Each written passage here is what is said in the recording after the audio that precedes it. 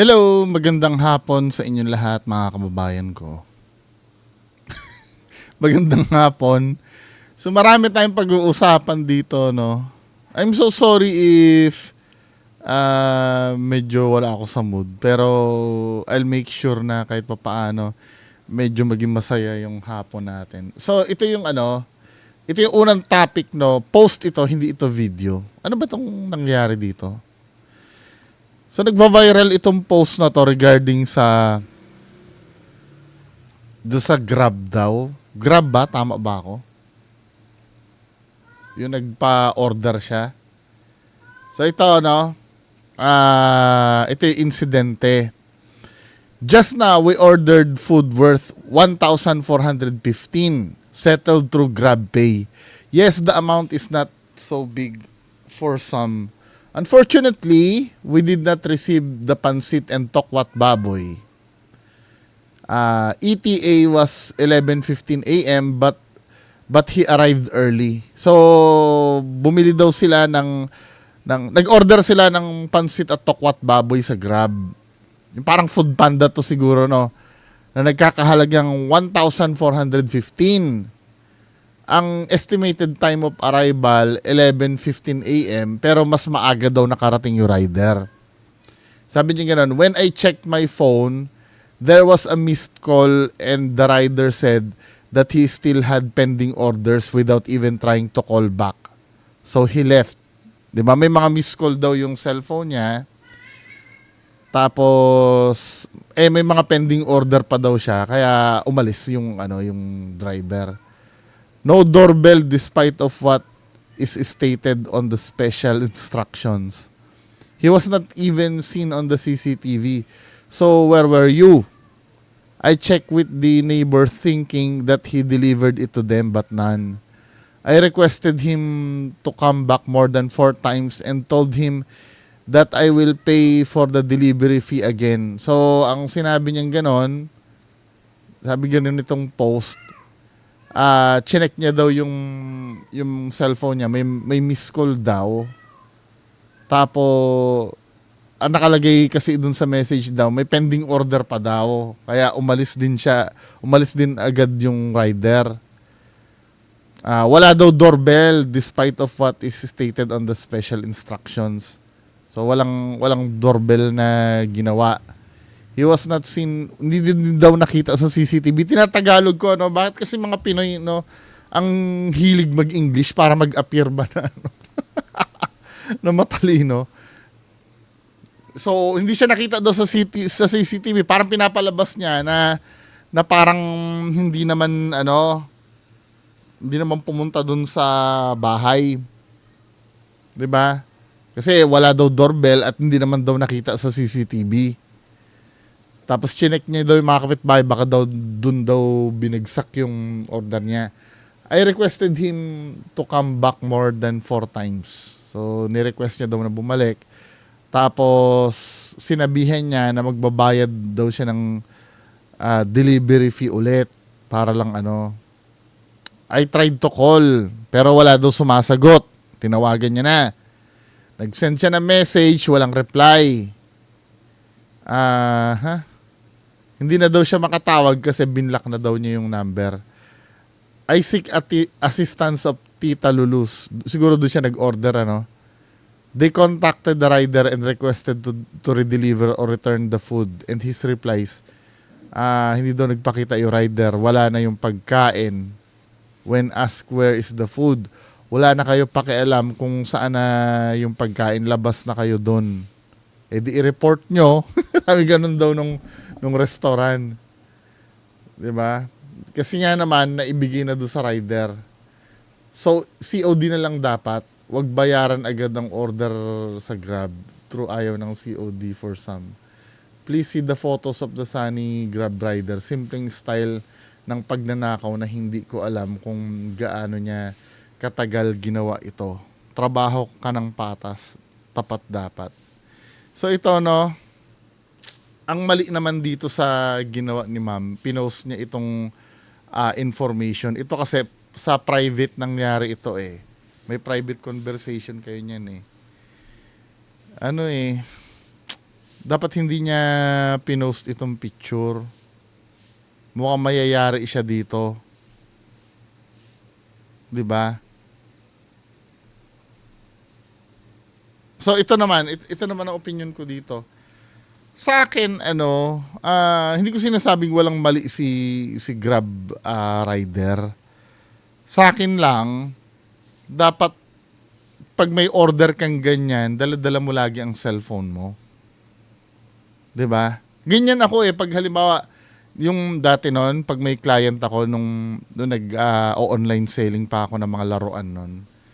Pag may pinadeliver ako or may magdi-deliver sa akin, hindi ko talaga binibitawan ng cellphone ko kasi anytime pwedeng dumating eh. Hindi naman kasi nasusunod ang katwiran kasi dito ni ate, yung estimated time of arrival ay 11:15 pero napaaga daw. Hindi naman hindi naman katwiran yon. Kasi hindi naman estimated kasi ito eh. Hindi, kumbaga idea lang to pero dapat lagi mo binabantayan yung pinadeliver mo. Dala-dala mo lagi dapat ang cellphone mo. 'Di ba? Tapos sinabi niya daw dito, wala daw doorbell.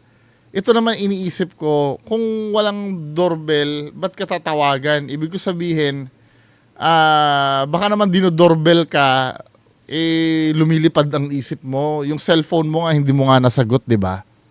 Kasi sabi mo dito, chinek mo yung phone mo, may missed call. Ibig sabihin, nag-effort itong rider na kontakin ka.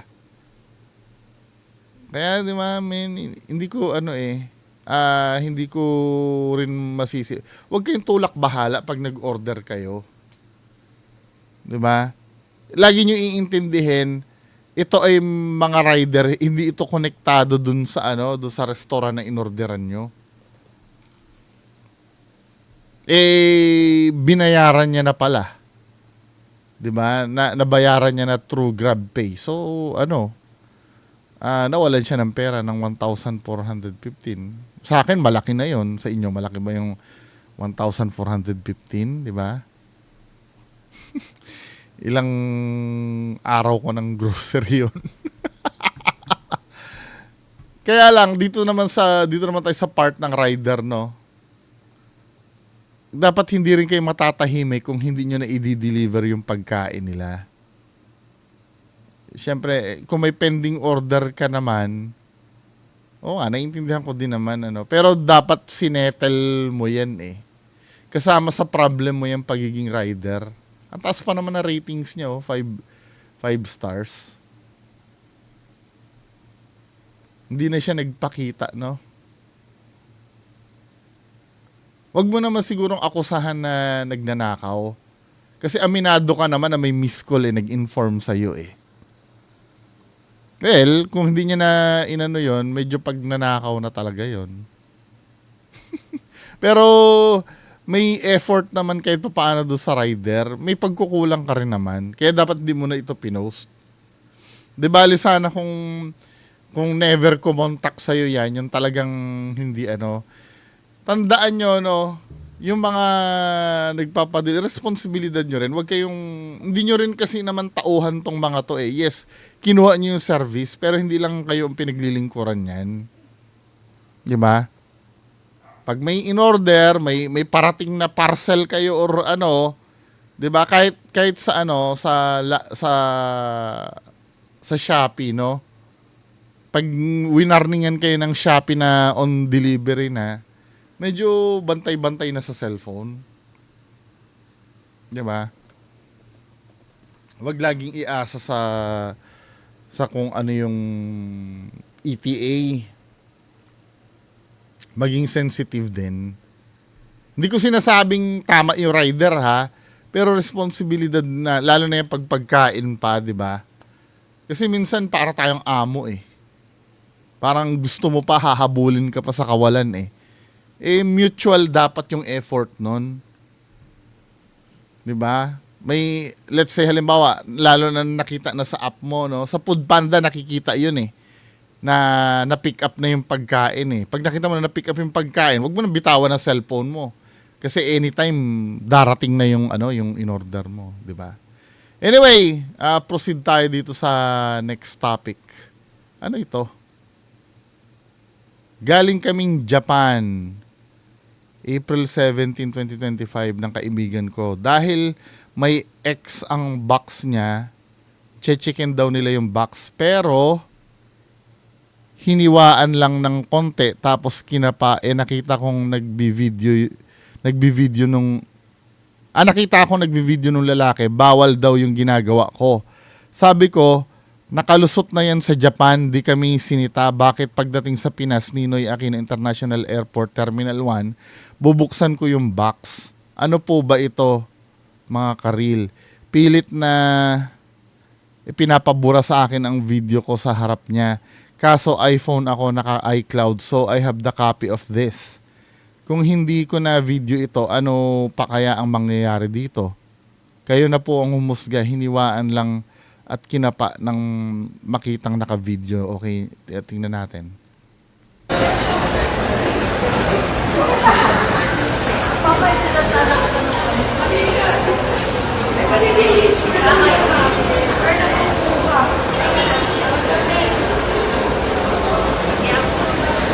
Hindi, para makita natin kung ano yung bawal natin. Kasi na-check na yan dun eh.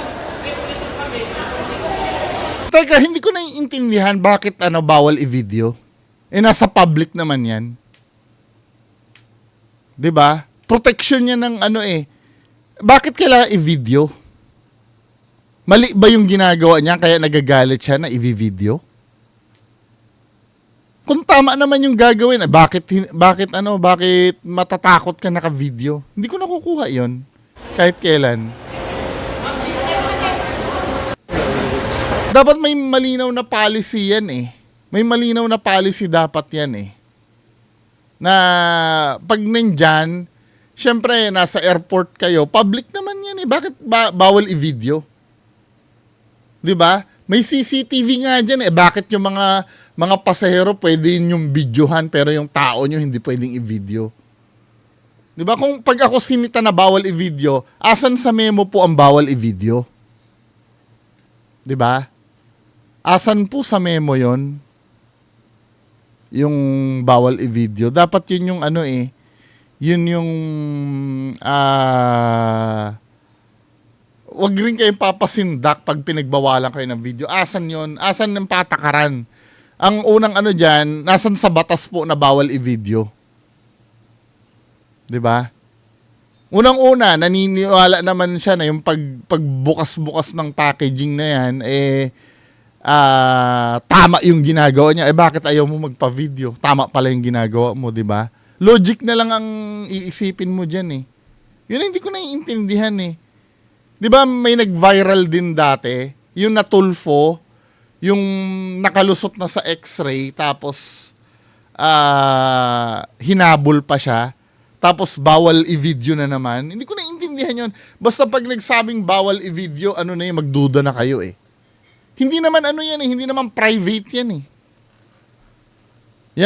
Yang bawal i-video part na yan. Tapos sasabihin ng mga yan, bawal i-upload sa social media. Bakit? Hindi ko pa naman i-upload sa social media. Magreklamo ka pag in-upload na sa social media. Pero pag video, wag mong Pero kahit i-upload sa social media yan eh, wala namang kaso diyan eh. Wala namang tandaan nyo pag nagvi-video kayo na walang expectation ng privacy, halimbawa nasa nasa public place walang expectation ng privacy. Pagka makatuturan yung pag-video nyo,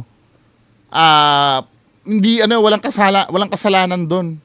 Pag involved kayo dun sa transaction. Pero syempre, pagka halimbawa wala ka namang kinalaman doon sa transaction, let's say halimbawa na may nag-uusap na dalawang tao, bibidyohan mo. Iba naman 'yun. 'Di ba? May mamimiloso po na naman diyan na lalapitan niyo yung tao, oy. Walang expectation ng privacy dito, 'di ba? Bibidyohan kita. May magandang babae, bibidyohan mo. Harassment naman 'yun. Hindi ganoon. Nagwo-work lang 'yon. Halimbawa ko ikaw, nagdo-document ka, nagvo-vlog ka. O andito tayo. Katulad ng ginawa ko sa Quiapo. Andito tayo sa Quiapo. Dito magpapahula ako, 'di ba? Kasama ka doon sa transaction eh. 'Di ba? Kasama ko doon sa transaction, nasa public naman yung lugar. Kahit na hindi ka na maghingi ng permiso doon sa Siyempre, yung iba naghingi ng permiso for courtesy, no? Pero yung halimbawa, ikaw kasama ka sa transaction, o bibili ako dito ng anting-anting kay nanay. 'Di ba? Videoan mo. Walang ano doon, hindi ano 'yon, hindi bawal 'yon. Pero yung halimbawa nasa loob ka ng opisina nung katulad nung ginawa ko 'di ba sa Quiapo, pumasok ako do sa loob nung nung store ng ng manghuhula. May expectation ng privacy doon. Kaya nagpaalam ako, pwede po ba namin i-document to? O pumayag naman si kuya, di walang problema. Si nanay nasa Plaza Miranda. 'Di ba? Nasa public si nanay. Okay lang 'yon. 'Di ba? Dahil hindi niya naman lugar yung buong Plaza Miranda pampubliko 'yun At unang-una, ako yung katransaksyon niya doon sa video. Or halimbawa naman, kung makatwiran may krimen na nangyayari. 'Di ba? Let's say, 'di ba marami nangyayaring ganyan? Bigla na lang may binangga, may nagbabarilan. Pwede mong videohan 'yun kasi may katuturan yung pagvi-video mo Pero yung video mo lang may magandang babae na bibidyo man ng wala lang, 'di ba? Wala ka namang tamang justification kung bakit mo binibidyohan. 'Yun ang bawal. 'Di ba? Kasi wala ka naman unang-una, wala namang mahalagang pangyayari doon sa binibidyohan mo na pwede mong idahilan kaya ka nagvi-video. Pangalawa, hindi ka naman kasama doon sa bibidyohan mo. 'Di ba? Anyway, patuloy tayo Ito pag mga ganitong bagay, hindi ko naiintindihan bakit nagagalit sila pag binibidyo yung ganyan. Kung tama naman yung ginagawa mo, sige po, video nyo. 'Di ba? Yung mga yung mga enforcer nga, 'di ba, pag hinuhuli ka, dapat hindi naman nagko-complain yun pag binibidyo mo Yung mga MMDA nga na nag-o-operations, 'di ba? Kaya lang pinagbawal na ngayon. Kaya lang hindi nila masabi anong dahilan bakit bawal. 'Di ba? Pinagbawal yun, nangyari yung nasita yung pulis, 'di ba? Pinagbawal nila pero wala naman silang basihan kung bakit bawal. Ano to? Ba't adan? Ba't adan? Ba't adan? Ba't adan? Wala tayong magagawa, mahal mo na. Ba't adan? Ba't adan? Ba't adan? Ba't adan? Wala tayong magagawa, mahal mo na. Feeling ko to yung kanta ito ni Glock 9 na si Spider-Man o Superman. Kaya lang may copyright yun Kaya ang ginawa nila ba't adan na Ba't adan? Ba't adan? Diba? Ano man ginagawa ito mga politiko na to? Hindi, siguro para magkaroon sila ng appeal sa sa kabataan. Diba? Wala namang masama dyan. Kaya lang diba? Parang I don't know. Ewan ko, wala naman ako makita masama, no? Hindi naman masama yan. Kaya lang, parang alam mo yun, yung trying hard na, Pero kung akong papipiliin, mas gusto ko na to kahit ayaw na ayaw ko sa dilawan. Sige, magtapatan tayo dito, no? Kahit na ayaw na ayaw ko sa dilawan, kahit ayaw ko dito kay Shell Jokno, kay Kiko, mas gugustuhin ko na yung mga yun kaysa kay Willie Rebillame tsaka kay Philip Salvador. Tangina, pumasok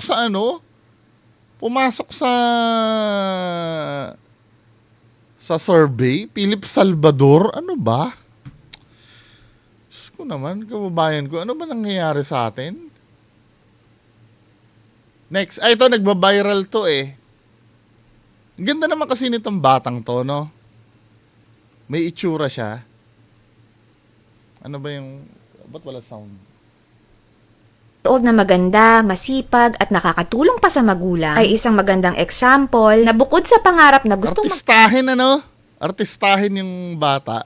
Ang sabi sa akin nung may nag-comment, Oh, tama yung manghuhula. Kasi picture ni Rian Ramos yung pinakita ko doon sa manghuhula, di ba? Sabi ganun sa akin ng isang nag-comment. Oh, tama. Nahulaan niya talaga na artistahin daw yung ano. Ang artistahin po ay adjective. Dinidescribe. Hindi naman porket artistahin kaya artista ka na. Kasi nahulaan daw ng manghuhula na ano na artista daw yung ano yung si Rian Ramos. Sabi gano'n, hindi niya nahula ang artista, artistahin kasi nakita niya yung picture. Artistahin. Parang ito, si ate, artistahin. Hindi naman siya artista, pero artistahin kasi siya. Katangian kasi yun. Adjective kasi yun, yung artistahin.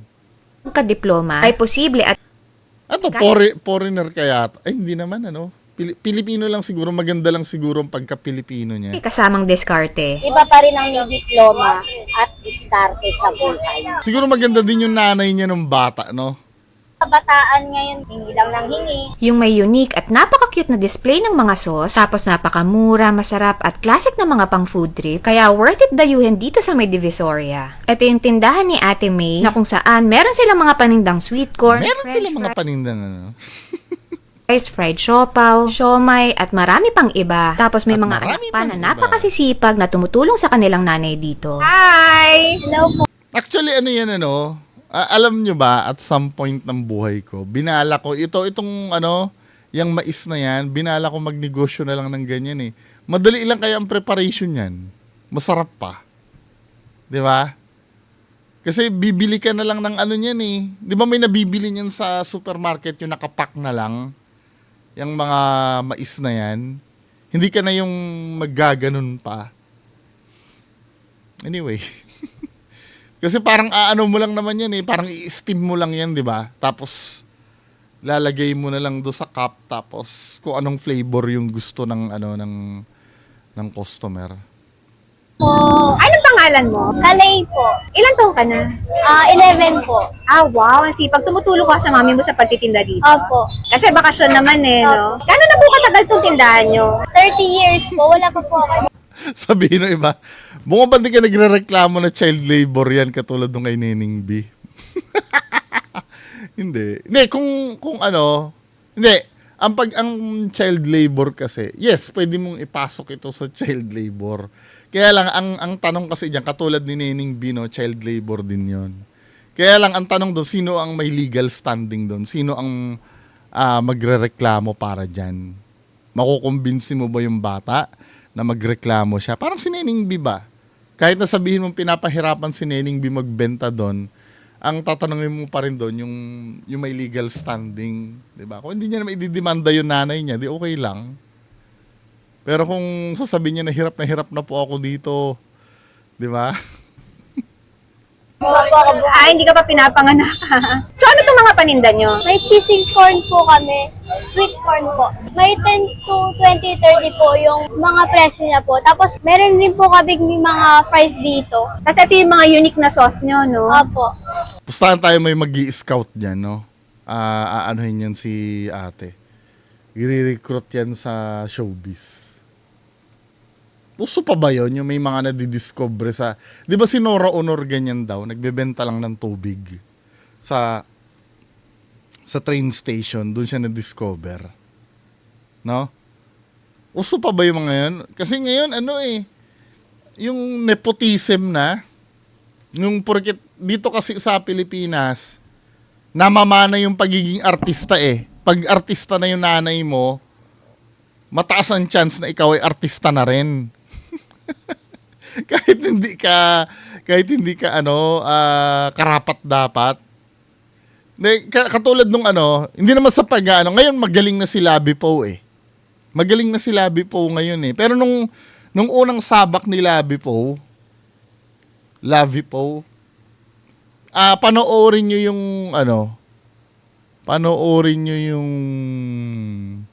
yung shake, rattle, and roll niya, yung mga dating shake, rattle, and roll.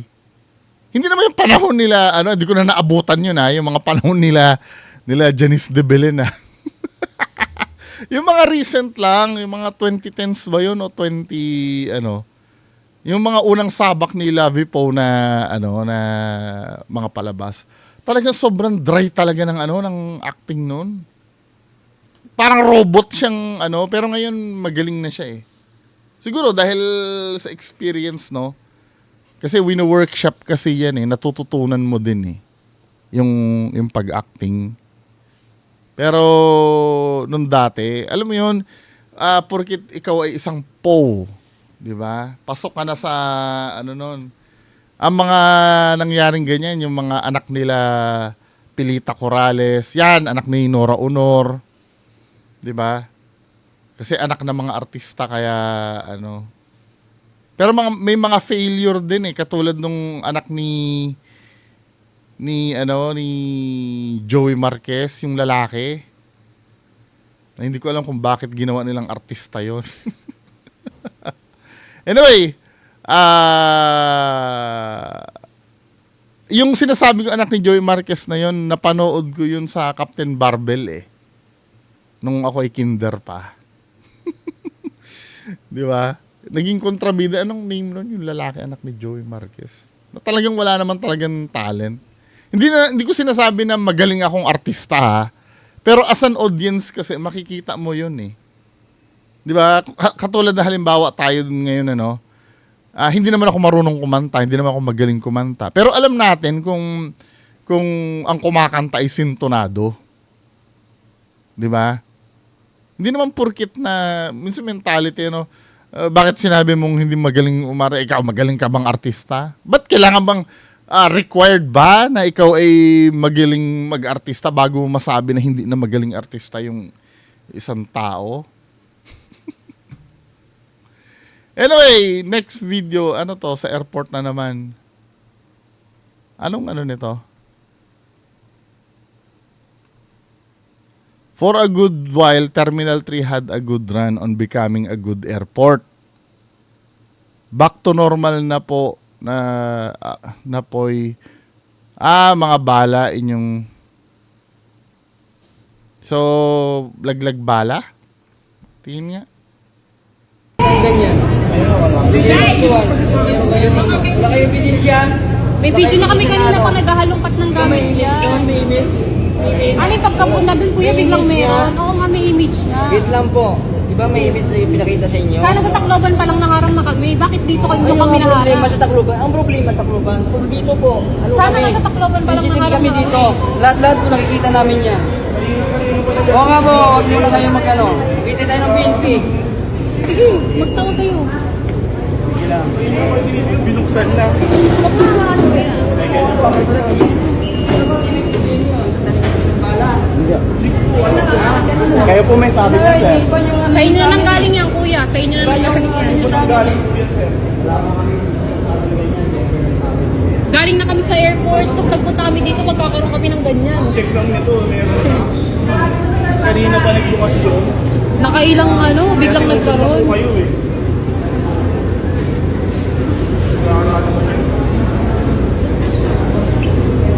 Ang gagawin niya? PNP nga! Wala!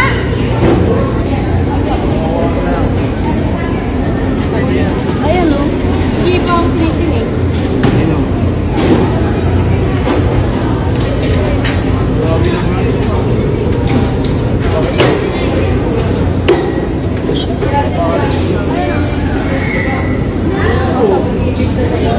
Ate, may bala daw sa bang ni Kuya Toto. Naharang kami dito. Alam mo, totoo lang ito Tingnan mo ha. Tama itong isang comment sabi niya gano'n, sino naman kayang tangang pasayro magdadala ng bala na alam nilang bawal. And to be fair naman, meron naman talaga nakakapagdala talaga at umaamin na nakapagdala ng bala. Lalo na yung mga gagawing anting-anting, yung mga gano'n. Pero itong part na to, sinabi niya, sigurado ako kapag nag-imbestiga ang mga pulis dyan, sira na naman ang CCTV camera sa lugar na yan. Totoo ito, nangyayari to. Mag-iimbestiga, sira na yung CCTV. Eto daw. Eto, may bala daw dito sa loob ng bag. Inarang kami dito sa nandito na kami sa Maynila. Dito daw, sa loob ng bag. Hindi mo kasi sigurado. Oo, hindi pa na kami sa Maynila. Oo. Kaya nga sinusunod ko, hindi ko Kanina naka-extray na ng dalawa. Sa Tacloban nga, wala din naman kami naharang. Tapos kung nandito na kami, naharang na kami, nakailang x-ray, tapos pagka huling buklat, meron na agad. sa baba na. Tatawag pa daw ng PNP.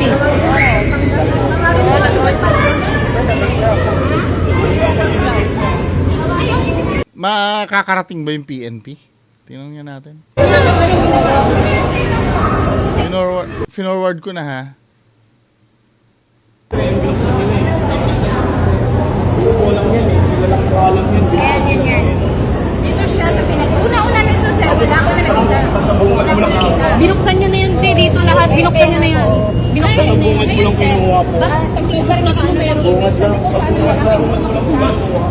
Bakit kailangan Bakit kailangan itago pa yung bala na yun?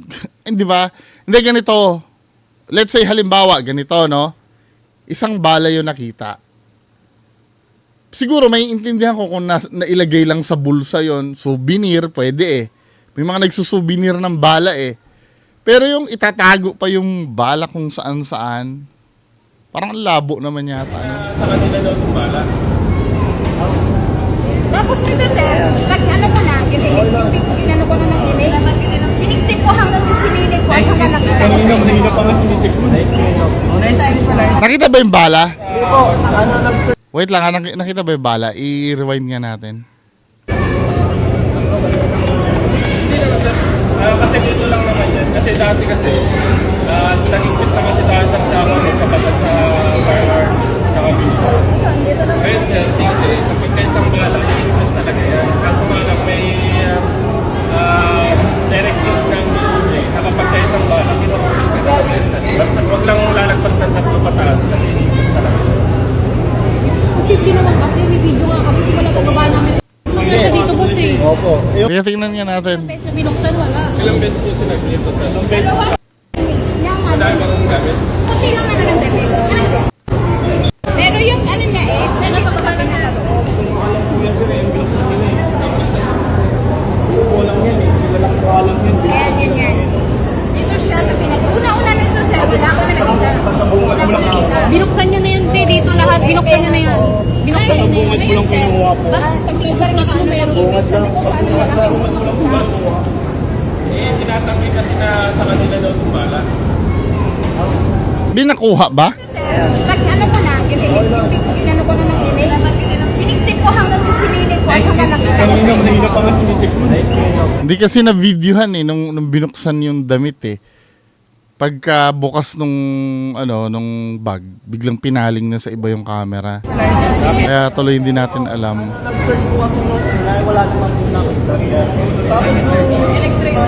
Anyway, whatever, no. Sa akin naman, kung may balang na kung may balang nakuha, kumpiskahin na lang, tapos paalisin nyo. Kasi unang-una, hindi naman yun eh. Ano bang gagawin doon sa bala na yun? O let's say may bala nga na dala-dala, no? May intindihan ko kung siguro yung bala na dala-dala isang case. Kasi baka mamaya nagbebenta siya ng di ba? Nagbebenta siya ng bala, pwede. Pero yung halimbawa isa or dalawa, di ba? Let's say may i-assassinate siya doon, kunin na lang yung bala tapos hayaan nyo. Di ba? Parang gano'n na lang. Kumpiskahin na lang. For humanitarian purposes, lalo na kung halimbawa ang may dala-dala matanda pa, di ba? May pa. Hindi ko nakukuha yung gano'n eh. Yung parang gagamitin niya ba yon sa Once na let's say, halimbawa, sige, kahit matanda, may dala-dalang bala, no? Once na kinuha yon, kung meron man silang balak doon sa bala na yon, gagamitin nila sa kasamaan. Once na kinumpiska mo yung bala at pinaalis mo sila, hindi na mangyayari yung gusto nilang mangyari, di ba? Kasi ang kawawa dyan yung mga tao eh. Minsan ginawang ginawa ng, anong tawag dito? Ginawa ng pagkakaperahan niya laglag bala na yan eh. Or ganun ba talaga yon? Anyway, next tayo. Ano to, si Sir Kiko na naman? Kumpletuhin ang kasabihan, blank is the best policy. Mababang presyo ng pagkain is the best policy. Kumpletuhin Ano daw? ang kasabihan, blank is the best policy. Mababang presyo ng pagkain is the best policy. Alam mo, nakakabwisit dito kay Kiko na to. Alam mo yung pa-viral sila? Na alam naman natin, di ba, ano sabi, ginagawa kasing bobo yung tao sa totoo lang. Naiintindihan ko yung marketing nyo. Di ba, pero ang tanong kasi sa'yo, Kumpletuhin ang kasabihan, blank is the best policy. di ba, kumpletuhin ang kasabihan. Ibig sabihin, alam mo yung, when you say kasabihan, parang ano yan no? Anong tawag nga, ano sa English ng kasabihan? Slogan, hindi slogan I-search ko nga. Basta parang ano yan quotation. Kasabihan in English. Ano ang saying? 'Di ba? Kumpleto yung saying. Alam mo naman kung ano yung saying, honesty is the best policy, 'di ba? Pero yung gagawa mo ng hindi ko naiintindihan. Ano ba? Kaya minsan, instead na, alam mo, Sir Kiko, mas may tiwala ako sa'yo kesa kila Willie Rebillame at kila Philip Salvador Willing kong ipangampanya ka versus Willie Rebillame at Philip Salvador. Pero pag, stop this, man. Ano ba? Tigilan nyo na yung kabullshitan na ganito. Hindi. Bahala ka, decision nyo naman yan Pero kung gusto mong makuha yung boto ko, pwedeng ikaw na Kayong dalawa ni Shell Joke, kahit sukang-suka ako sa pagmumukha niyong dalawa. Diba? Okay na kayo Wag lang si Willie Rebillame at Philip Salvador. Pero kung gagawa ka naman ng yung mga ganito, parang nakaka-epal kasi. Parang, alam mo yung, di ba, may mga time kasi, ewan ko kung nararamdaman nyo to, Di ba, may mga time kasi na ayaw nyo sa isang tao na hindi nyo naiintindihan na bakit ayaw nyo, wala namang ginagawang mali yung tao. Pero ayaw nyo, parang ito yung nararamdaman ko kasi kay Kiko. Alam mo yung parang kupal na kupal ka na hindi mo naiintindihan kung bakit. Dahil ba sa kaka-epal? Parang masyadong trying hard kasi. Hindi ko sinasabing wag niyong iboto to Bahala kayo kung gusto niyo iboto yan. Pero ang sinasabi ko kasi, willing ko kasing ikampanya ito versus Willie Rebillame at Philip Salvador. Kasi kahit pa paano din naman, kaysa mag Willie Rebillame tayo, di kahit pa paano ito na. Kaya lang, anak naman ng patola. Kung ganyan namang, paano naman gaganahan Anyway, last video na natin. Ano to? May saraulo yata kayo, Nagbo kayo sa akin tao po, sinasakay ko, ito hilahin ko. Kinancel mo na kung ayaw mo. Hindi nga kami pwede mag-cancel, magkakaproblema kami sa opisina. Sir, kayo nag-book, dapat. Feeling ko scripted to. Pag mga rider na ganyan, scripted yan Hindi ako papahila nyo pala, dapat towing ko yakuha nyo. Kaya ako nahuling scripted to, bastos na agad ko mausap itong rider. Parang siya alam mo yun, parang nag-grandstanding agad siya. Halata mong fake Kasi ang binook daw ito para ipahila daw yung kariton.